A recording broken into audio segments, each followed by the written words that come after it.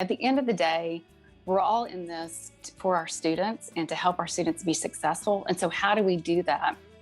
Communication is important, collaboration is important, advocating for our students, whether it's affordability or sharing resources that these partners can utilize and share with our students if they're in crisis. Hello, and welcome to Student Affairs Now. I'm your host, Keith Edwards. Today, we're discussing the future of off-campus student housing.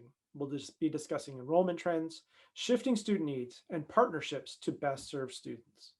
Student Affairs Now is the premier podcast and learning community for thousands of us who work in, alongside, or adjacent to the field of higher education and student affairs. We hope you'll find these conversations make a contribution to the field and are restorative to the profession. We release new episodes every week on Wednesdays. Find us at studentaffairsnow.com or on Twitter. Today's conversation was a live webinar that we hosted with a number of companies and entities that manage off-campus student housing. We did this live webinar, had these great guests and a wonderful conversation, and wanted to repurpose and share it out with a much broader audience for Student Affairs Now. This episode was sponsored by Off-Campus Partners, a member of the Apartments.com network. As a trusted partner to over 145 colleges and universities across North America, Off-Campus Partners is uniquely qualified to enhance the digital resources for your students living off-campus. Their sleek, modern, and university-branded websites are lightning fast, work perfectly on any device, and make it easy for millions of students to find their next apartment, roommate, and more. To learn more about their solution, partnership model, list of university partners, and partnership success stories, visit offcampuspartners.com. This was a great conversation, a lot about the future of enrollment, who will be coming where, geography, demographics, institution type, as well as the value of partnerships, communication, collaboration to best meet student needs and the changing student needs that we're facing now and in the coming years. As I mentioned, I'm your host, Keith Edwards. My pronouns are he, him, his. I'm a speaker, consultant, and coach. You can find out more about me at keithedwards.com. I'm hosting this conversation today from Minneapolis, Minnesota, which is the ancestral home of the Dakota and Ojibwe peoples. Today, we're talking about off-campus student housing and what the future holds. We'll do a little prognosticating and future telling and have three really great guests. So I'd love to get our guests in here to introduce themselves. If you could just share with us your name, your role, pronouns, a little bit about yourself, that would be great. And Dr. Konvalinka, we're going to start off with you. Good afternoon, everyone. It's great to be with you.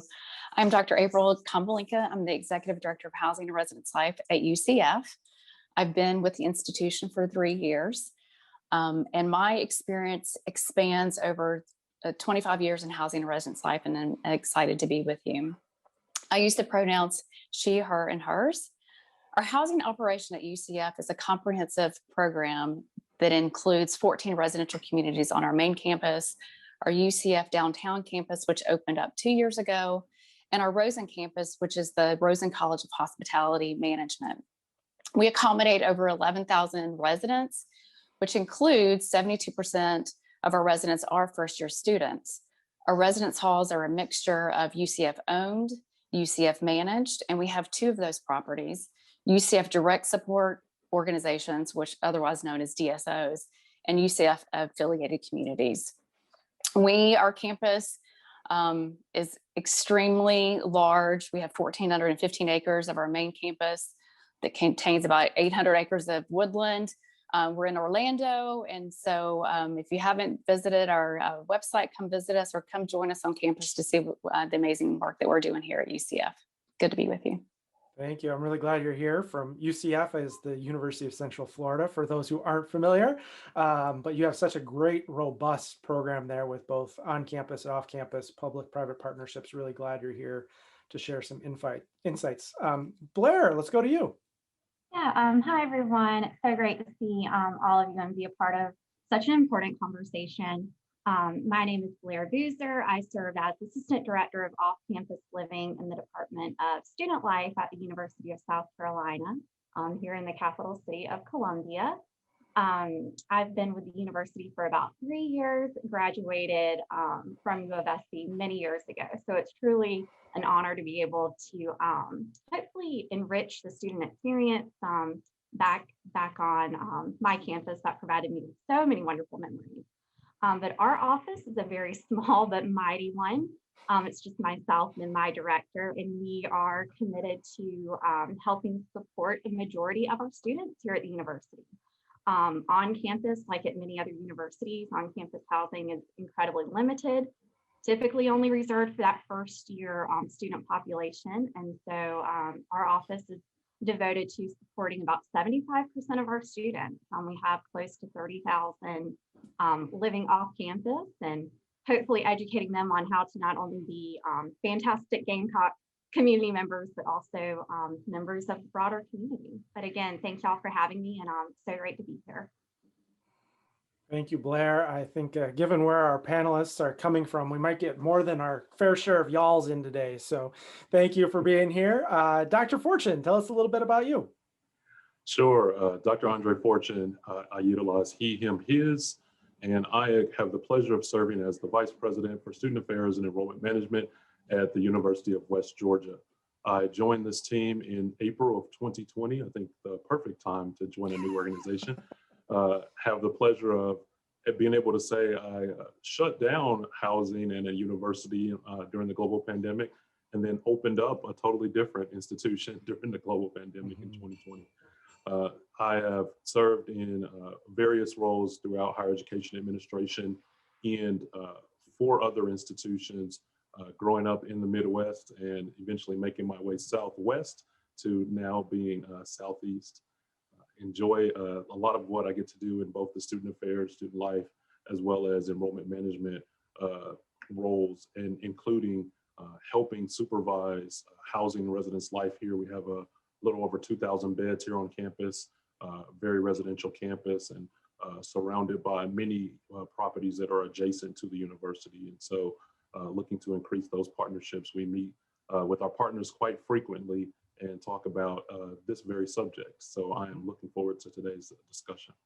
All right. Well, let's stick with you. Help us understand the future of enrollment at college and universities. What are the numbers telling us about enrollment in the coming years and decades?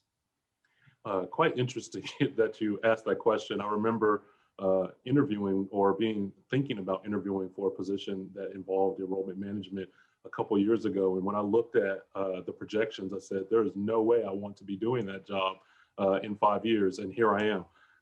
Because in the next 5 years, there's certainly a predicted cliff overall in terms of the number of high school graduates, which of course is going to be, for many of us, our traditional age college students who are first time freshmen entering our campuses. And so when you look at, about 5 years from now, if you're not on the West Coast, or if you're not, in some of the southern states, it is not a pretty picture when you look at the number of high school graduates that are predicted to come out of the Northeast, particularly in the Midwest. You start to see some shrinking.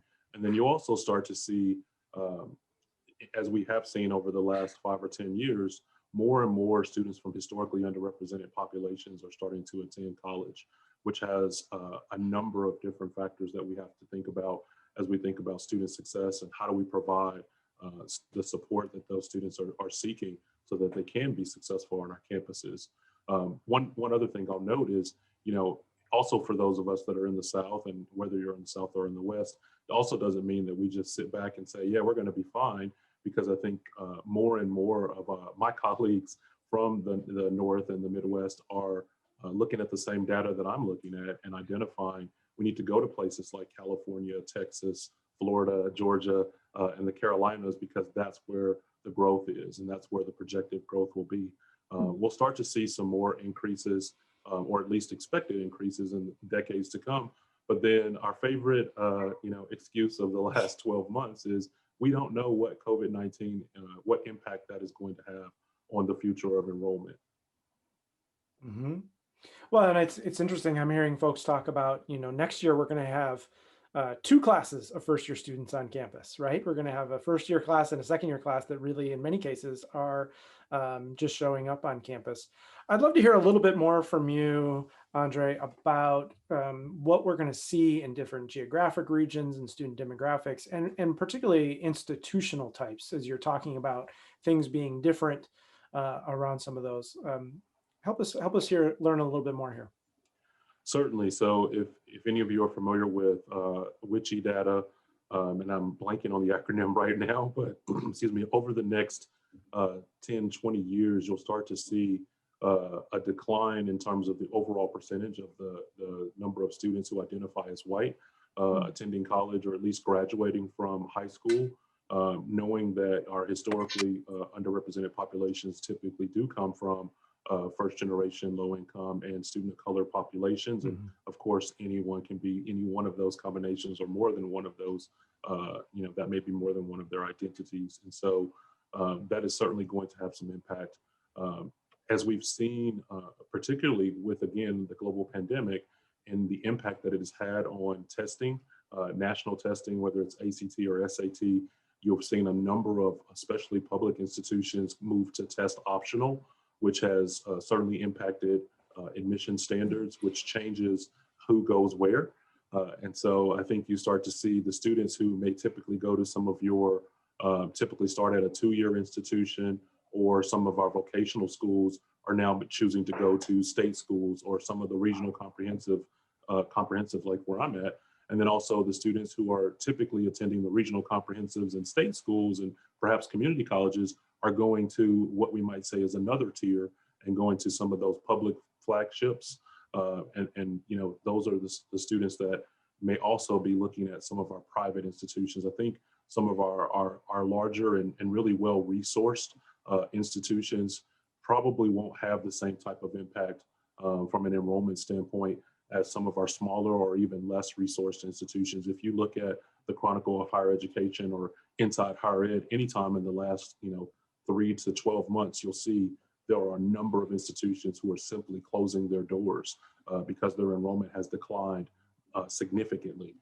I don't remember the institution off the top of my head. I want to say, I actually shouldn't speculate, but I know there's a school recently that just announced they're going to sell, they're putting land up for sale as part of their institution as a way to stay open, as a way to generate additional revenue. Right. Yeah, we don't want to close someone down by accident on this show today, so I appreciate that. Yeah. Thank you. Well, some really big shifts and trends, and it'll be interesting to see, as you mentioned, what COVID does. And as we see fewer and fewer graduating high school, we see an increase in the non-traditional students. Will they want to live on campus versus off campus? We can speculate about that. Let's keep the focus on students, though. And Blair, come to you. You spend your time serving the needs and understanding the needs of off-campus students at the University of South Carolina. Can you help us better understand the experiences that students living off campus are having and how off-campus housing can do an even better job to meet those student needs? Absolutely. So this past year certainly, I think, highlighted those changing needs of our off-campus student population and really kind of pulled back the curtain of what they truly need and require to thrive off campus. I think it also kind of highlighted, I think historically sometimes there's been a little bit of a divide between universities and off-campus housing partners, but we wouldn't have had as successful of a year without the collaboration with our off-campus housing partners.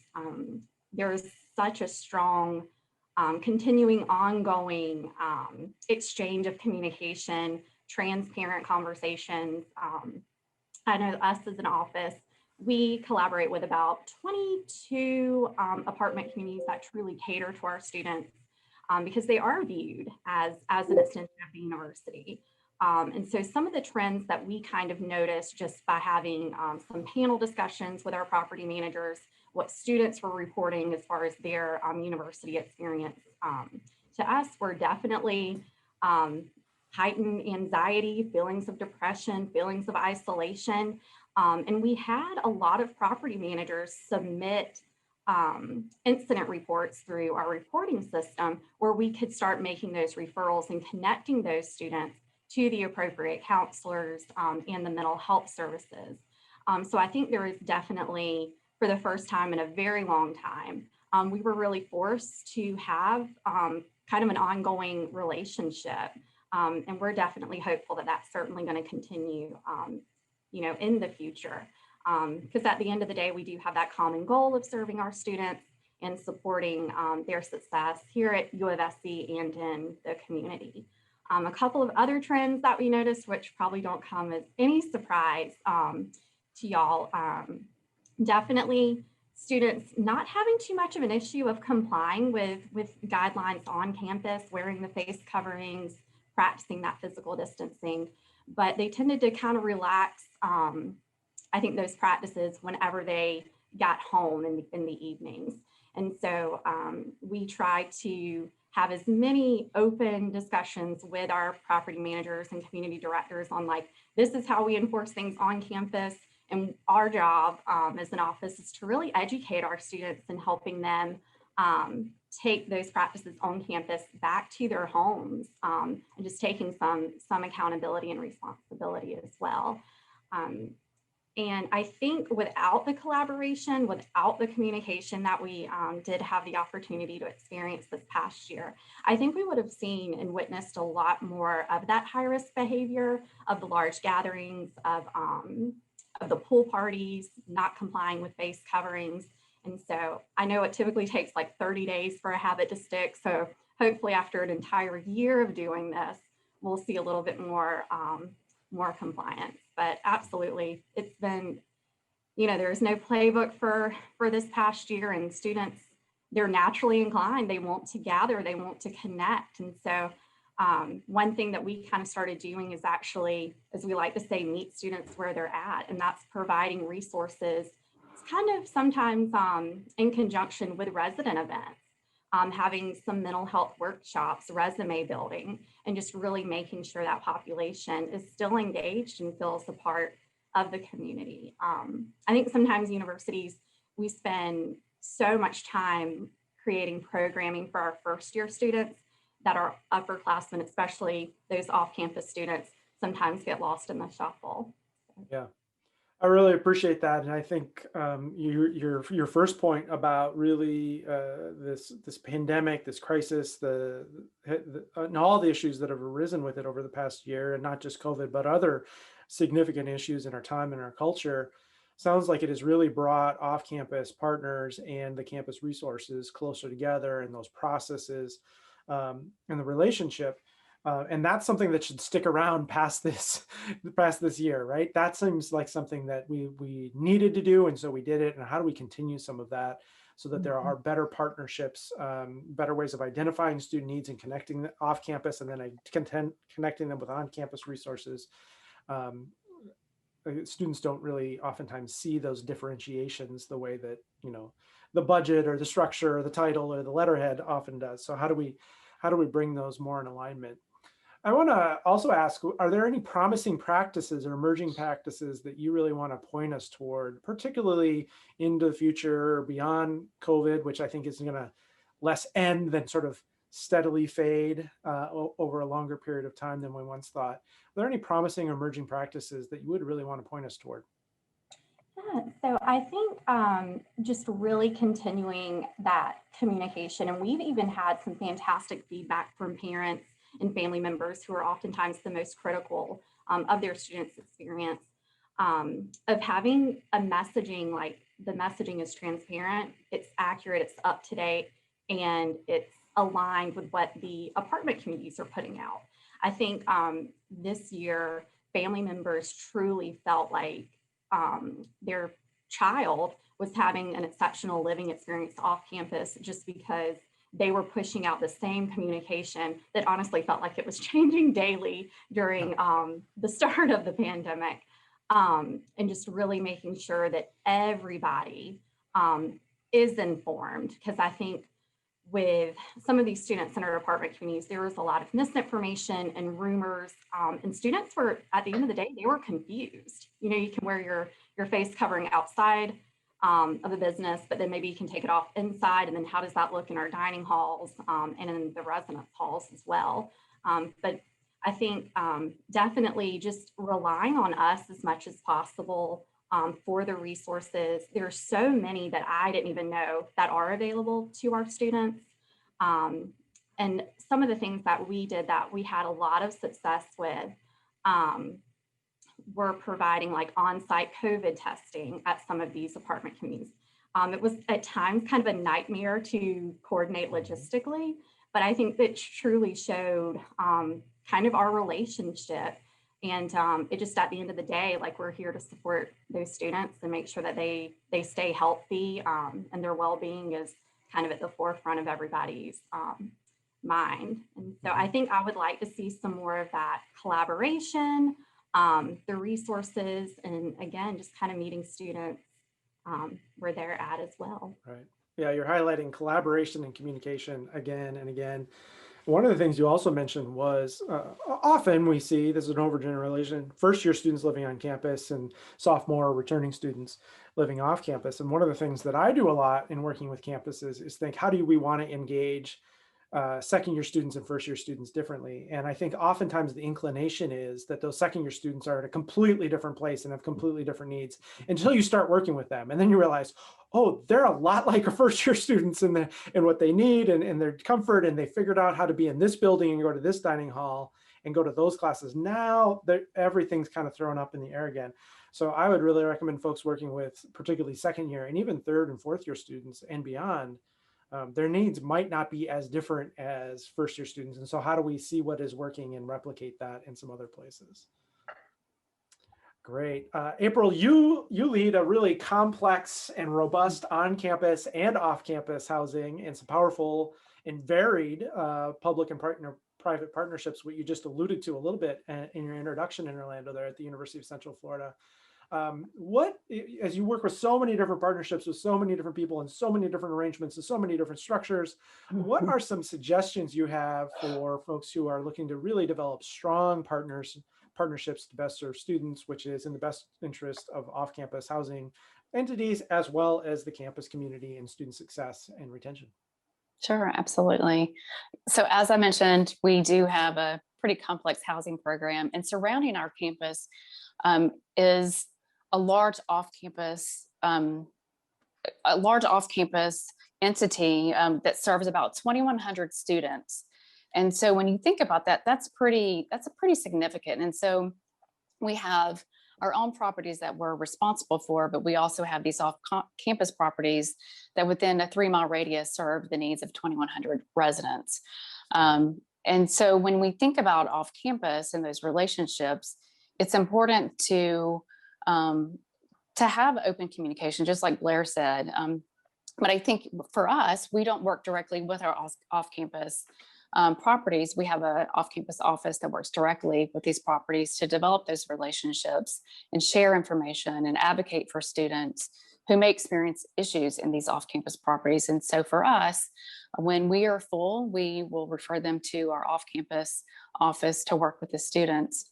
Last summer, what we did in regards to trying to come together because of the pandemic, we created a task force for housing in general. And so on-campus and off-campus properties came together to discuss the experiences that students were involved in. We were talking about how we welcome them back to campus in a different environment.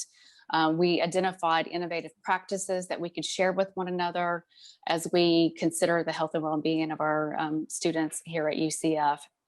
And so I would say that collaboration is extremely important, whether you have direct impact or contact with off-campus properties. And part of that collaboration involves communication. Our partnership internally, so when I think about our managed properties, our DSO properties, and our affiliated communities, again, going back to communication and the value and importance of communication, that's where it begins.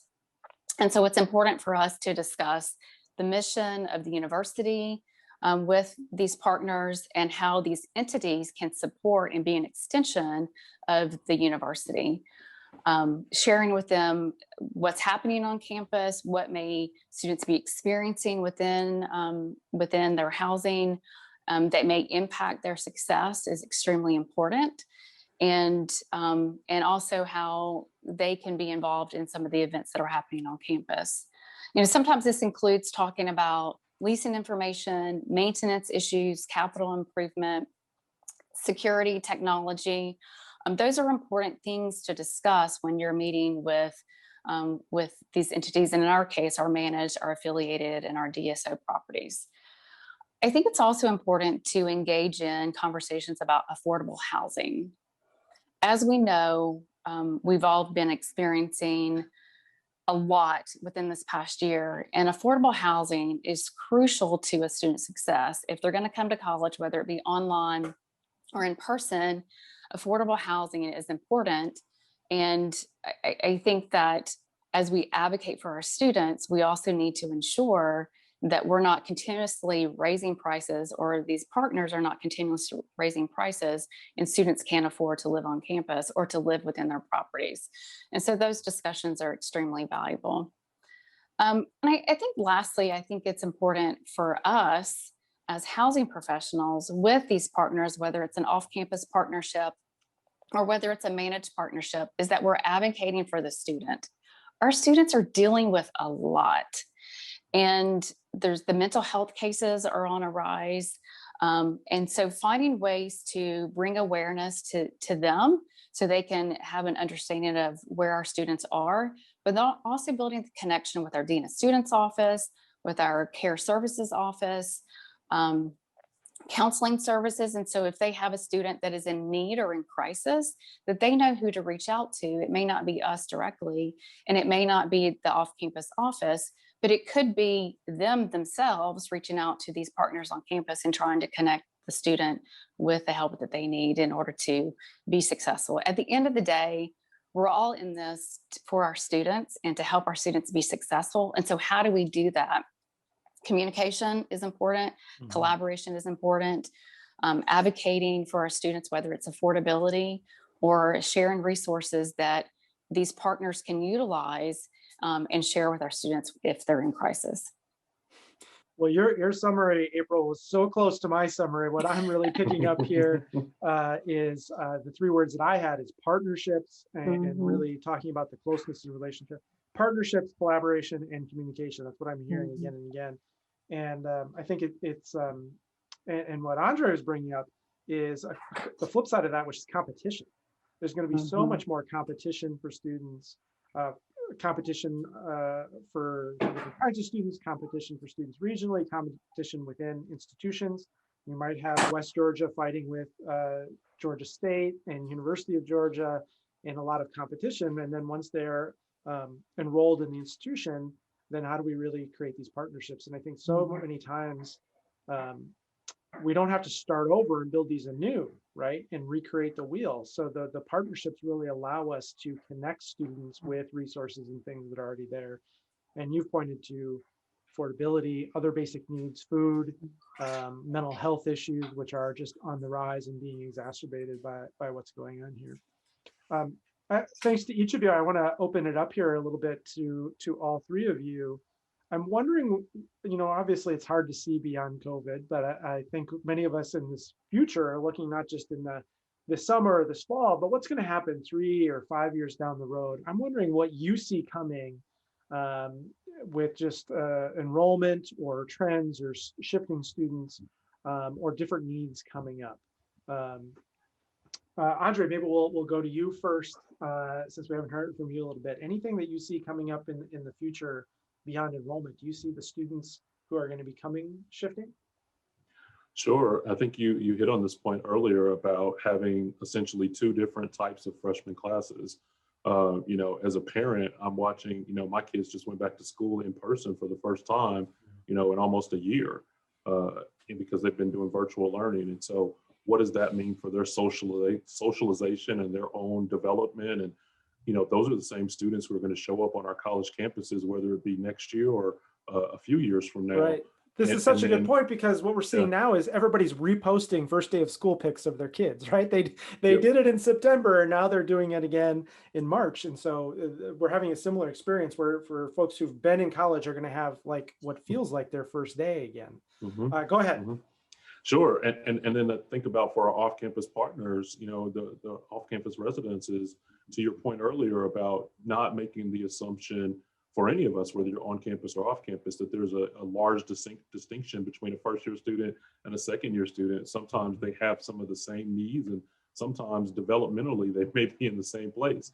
And one of the things that I think I do see in the future, and I'd love to see, and you remarked on this in the last segment as you talked about competition and partnership and collaboration. And I want to look at our partnership and collaboration with our off-campus partners as just that, and not necessarily competition amongst each other, particularly in my role, because I hope we fill up our bids and your bids too. That means we're doing everything we want to do from an enrollment and retention and progression and graduation standpoint. And so one of the things I'd worked out or began working out at another institution, but didn't get to wrap up because I moved on to another position, is working with off-campus partners to have their facility managers participate in our training with our resident assistants, with our resident directors, because it certainly, all the things that April talked about earlier from, and Blair mentioned this too, in terms of student support and needs, those are very difficult to learn if you're also trying to do building management, and you don't necessarily have the robust team that the on-campus partners have, unless perhaps you do have a P3 affiliation. But otherwise, you could have one or two or sometimes three people managing, a complex of a couple hundred people. And that can be really overwhelming to address all of those different student needs. So learning how do we resource or share resources, because at the end of the day, they're still our students, whether they're living on campus or off campus. Well, I love this, and I'm seeing other folks really resonating with this too, about how do we bring the off-campus staff in and do some of the training where it makes sense, not everything, but there are some topics. So, if we're doing the training for 150 on-campus staff, let's do it for 200, right? Like that's no more work.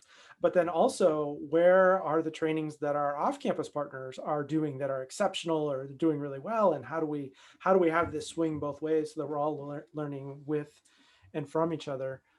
Thank you for that. Blair, what are you seeing on the horizon? I mean, you were working with off-campus students before COVID, and I'm sure you were seeing shifting change and needs. What are you seeing here in the 3 to 5 year range about shifting needs and experiences of students? Yeah, I think whenever you and Andre mentioned, there's assumptions that we tend to student affair professionals tend to make with that first year experience versus the second year experience. We just kind of assume, okay, like y'all had that first year experience, go out into the world and be a good neighbor.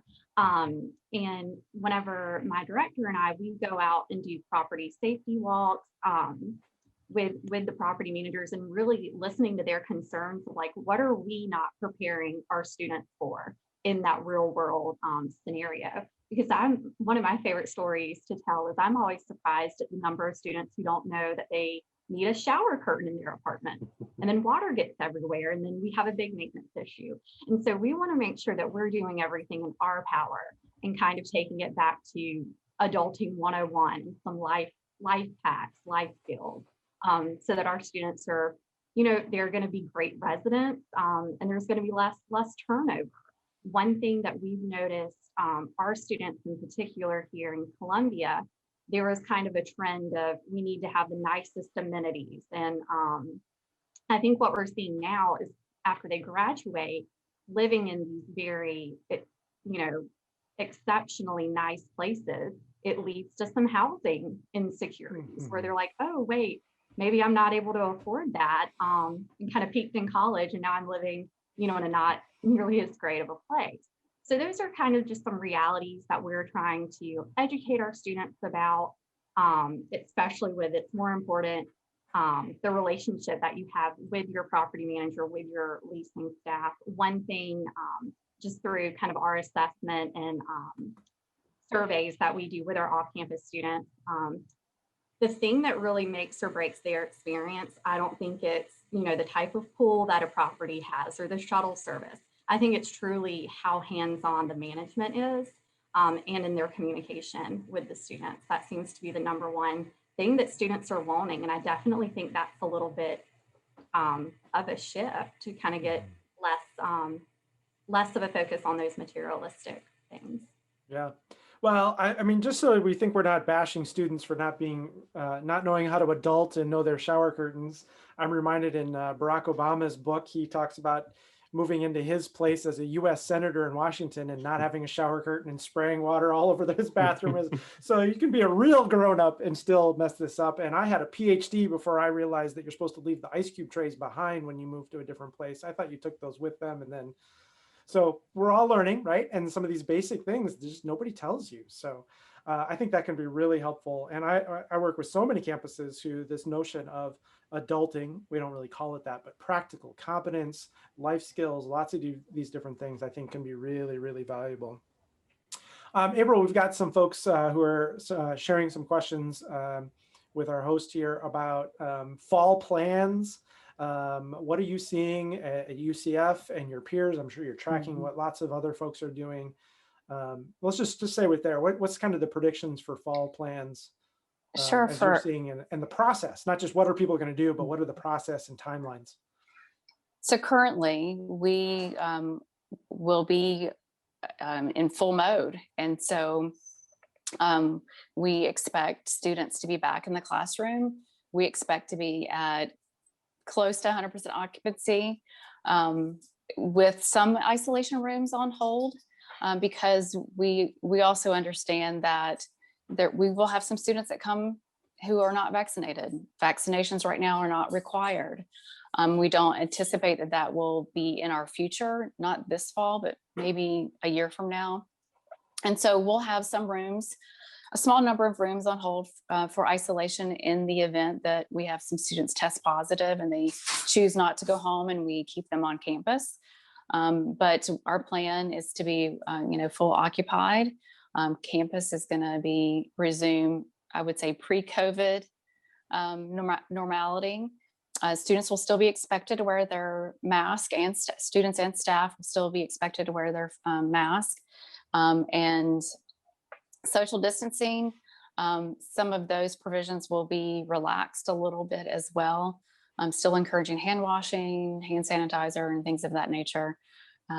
But right now, today, as we know, anything could change and we have to pivot.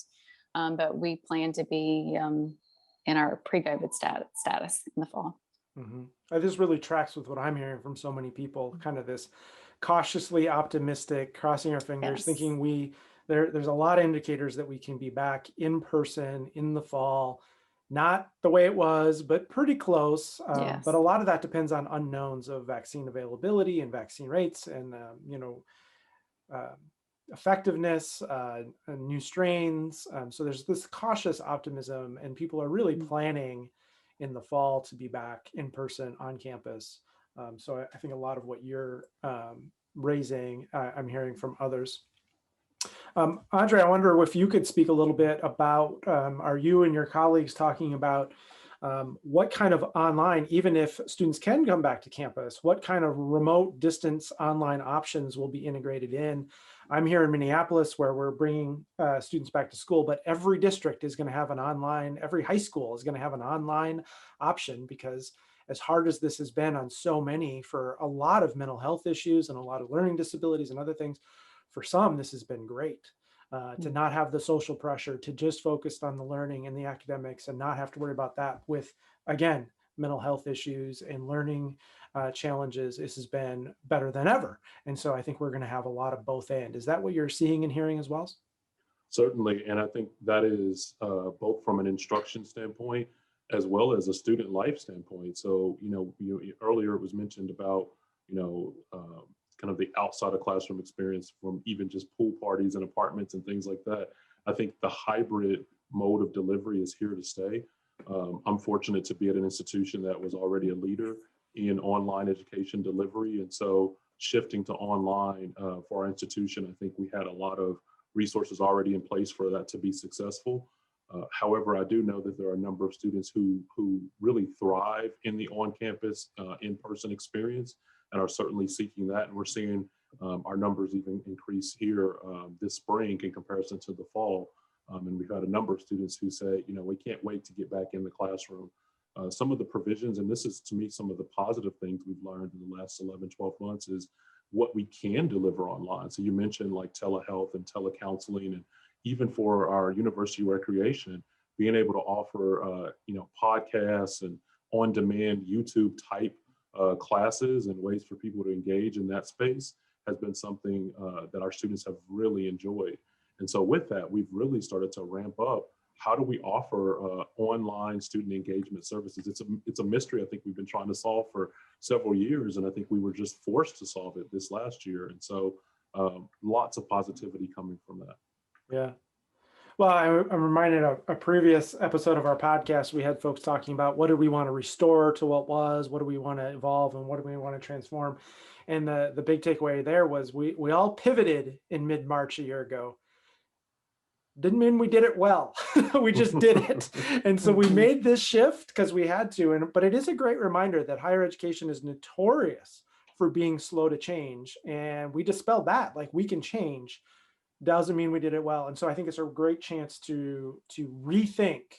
So many of us are open to this, and many folks are thinking, a lot of what we did online through orientation is better than putting people in a ballroom and having them there, and they can watch it again 3 months later. This is great.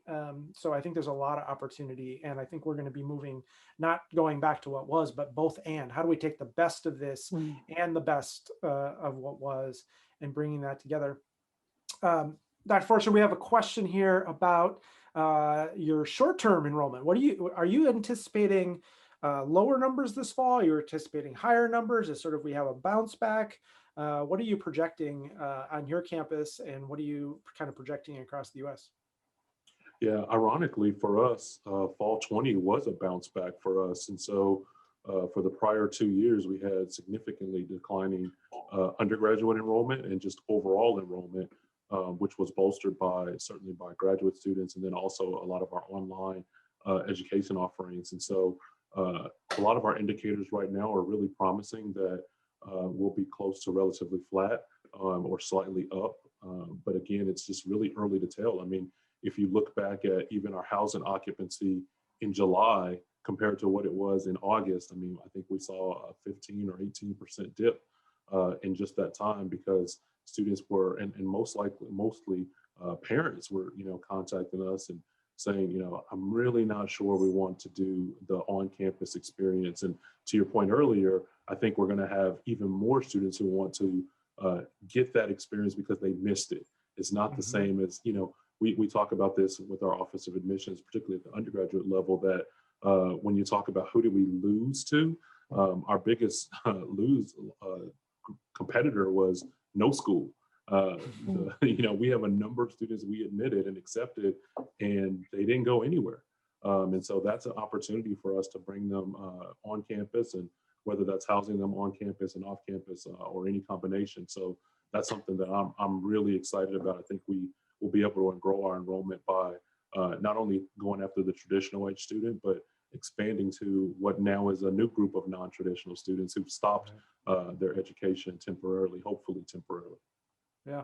Well, I think you're pointing to another theme that we see coming up again and again in this and other conversations. It's the both and. I think some students have been online and think it's great. And why do I need to pay all that money to live on? Or I can live in the basement and this has worked just fine.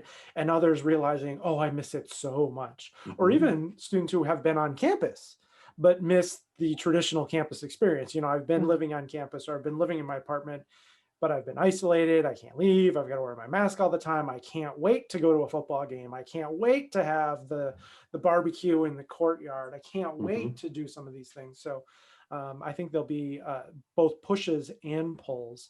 Blair, you're working with off-campus students all the time and talking to them and listening to them. What are you hearing from them about some of these things? What are you hearing in the push and pulls for them? Yeah, it's pretty much, I think, similar conversations and the report back that we've all been hearing. For some people, it was a dream come true to really be able to focus on their academics and not have to worry about commuting. We had an all-time high population of students making that decision to stay at home the first year. And so it kind of just taking that commute and just making their transition a little bit easier. I think this year has shown us that we are able to do probably a lot more for our students, especially those non-traditional ones. And I think truly create and offer a truly customizable experience, and offering just a much more inclusive environment on campus and off. Right. Well, we're running out of time, to quote Hamilton there. And we call this podcast Student Affairs Now. So we always like to end asking, what are you thinking about now? What's sort of on your mind and on your focus now, maybe professionally or in the meetings you've been having lately, or maybe just as we conclude this conversation, what are you really thinking, pondering, questioning, troubling right now? April, let's start with you. What's kind of going for you now? It's a loaded question, but there's a lot. Uh-huh. So I would say right now, in thinking about the fall, how do we, there are preparations in place as we bring students back. But I think more about our staff and how do we continue to support our staff, specifically all of us in housing and residence life. It's been a really tough year, and it has impacted our team in many ways than one. So as we've also been handling a pandemic, we've also had, a racial unrest. We've also had, families that are dealing with things that are happening within their household. And so just how do we support our team? How do I support my team, and how do I continue motivating them as we plan for the fall, and continue doing the great work that we do right now, and keep them in higher education. I think we're seeing a trend that more folks are saying, I'm done, and moving on from the student affairs or even higher education period. And so how do we continue to support them under these terms that we're under right now with the pandemic, and managing all that we're experiencing, whether it be at work or at home. And as a parent of a 9-year-old who's learning remotely, it's been tough. I'll be honest. And so there's many of us as professionals who've experienced that. And as we continue going, how do we encourage our staff as well? Yeah. Well, and how do we support the staff on campus and the staff off campus who have really been through the ringer, and also just the existential angst of everything going on the news and on your social media and your doom scrolling, in addition to your work and your home life. So much going on and taking a toll on us. Blair, what about you? What's on you? What are you thinking, questioning, pondering right now? Yeah, I definitely think how to continue to convey the value of higher ed. There's so much more of an experience, especially for us in student life. There's a lot that happens outside the classroom, whether that's a virtual classroom or a physical classroom, and truly some fantastic experiences and lessons to be had. So how to welcome back our students, because I can tell you they're ready to be back in some sort of capacity. So that's been kind of on my mind as well. And it's just great. I think there's been so many good things to come out of this past year. And definitely one of those for me is gratitude. And I can see it with our staff and faculty, and I can certainly see it in our students. Yeah, thank you. Andre, we had a question here about, I want to know what you're thinking about now with double duty. Are you seeing the timeline and enrollment process shifting and changing for this coming year? And then also, what's on your mind now? The good thing is that is actually what is on my mind now. As I saw that chat come in, I thought that is perfect, because, I'll go back to again what last summer looked like, and how positive things were from a occupancy standpoint, from housing to where we ended up in August. It certainly was not where we predicted in July. And my concern, or I guess the thing that doesn't quite keep me up at night, but it's certainly on my mind, is as we are all doing our various versions of discounting, students are making commitments a lot easier and having less financial impact than they ever have before. A number of institutions either have waived deposit fees or canceled deposit fees, or even incentivizing and giving students additional money, sometimes upfront. You get some now and you get some later if you show up and actually go through orientation and then arrive on campus. And so also seeing some of that from some of our off-campus partners. And so I'm really looking at how does that affect the timing of our students. And then likewise for our and April mentioned this earlier in terms of our own ability to manage our workforce. for positions that are vacant right now, they are critical that we have those positions in place if we're going to have, 13, 14,000 students on campus.